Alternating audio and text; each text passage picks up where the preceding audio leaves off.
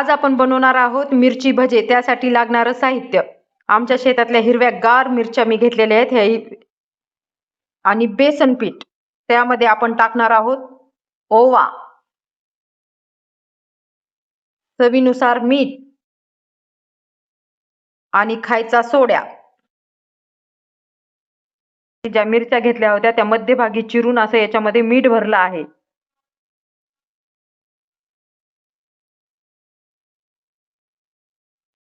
असं हे सगळं मिक्स केलेलं बेसन पीठ असं पाणी टाकून असं फेटून घ्यायचं.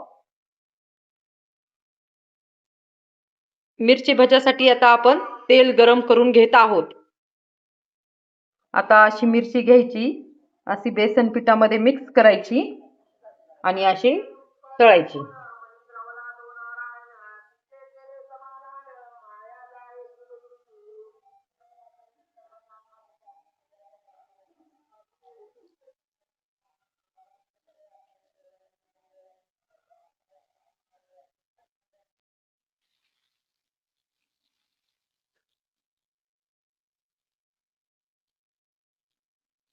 अशी मस्त लाल लाल अशी परतून घ्यायची.